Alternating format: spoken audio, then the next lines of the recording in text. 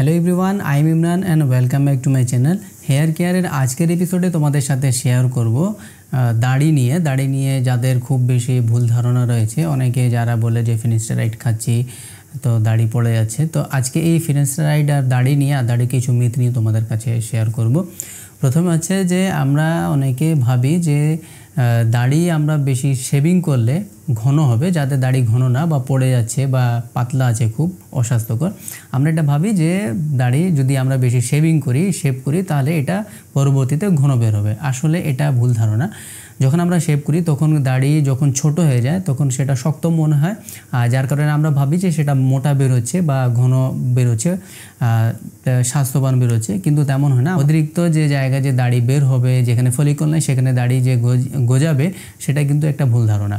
দ্বিতীয় হচ্ছে যে ডিএসটির কারণে আমাদের দাড়ি পড়ে যাচ্ছে। আমরা এটা ভাবি যে ডিএসটির কারণে, ডাইহাইড্রোটেস্টোস্টেরন সেটার কারণে আমাদের চুল পড়ে যায়, সেহেতু দাড়িও সেটার কারণে পড়ে যায়।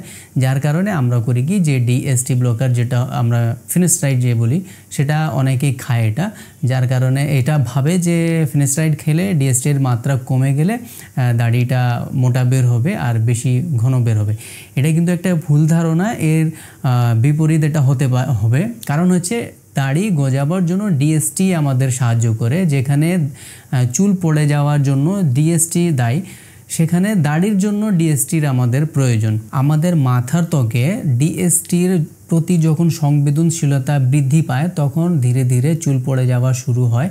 চুল প্রথমে পাতলা হবে, তারপর পড়ে যাবে, এক পর্যায়ে সেটা টাক সৃষ্টি হবে।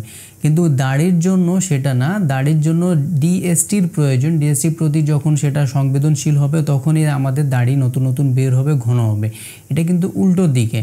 যখন আমরা ডিএসটি ব্লকার কোনো ওষুধ খাই, যেমন ফিনিস্টারাইড, সেটা করে কি আমাদের বডিতে ডিএসটির মাত্রা কমিয়ে দিবে, কিন্তু সেখানে দাড়ির জন্যই প্রয়োজন আমাদের ডিএসটি। সেটার মাত্রা যদি থাকে, পরিমাণ মতো থাকে, তখনই আমাদের মুখের মধ্যে দাড়ি খুব ঘন হবে, বড় হবে, মোটা হবে। আর যদি তোমরা ফিনিস্টারাইড নিচ্ছ নিজে থেকে, অনেকে নেয়, তাদের হবে কি যে সেখানে উল্টা রেজাল্ট তারা দেখতে পারবে। এখন এই দাড়ির জন্য আমরা কি করতে পারি, যে ঘন কিভাবে করব, মোটা কিভাবে করব।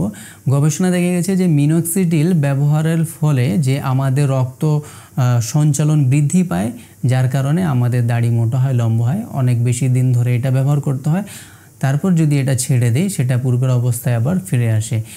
স্বাস্থ্যবান যদি খাবার আমরা খাই, এক্সারসাইজ করি, মেডিটেশন করি, তাহলে আমাদের যে দাড়িটা সেটা ঘন হবে, মোটা হবে। অনেকে আবার ভাবে যে দাড়িতে খুব বেশি পরিমাণে যদি আমরা বিভিন্ন তেল ব্যবহার করি, যে তেলের কারণে আমাদের যে দাড়িটা ঘন হবে, বের হবে। আমার কাছে অনেকে এসেছিল, মানে বিভিন্ন তেল নিয়ে কথা বলছিল যে যেখানে দাড়ি না সেখানে লাগালে নাকি দাড়ি বের হবে, গজাবে।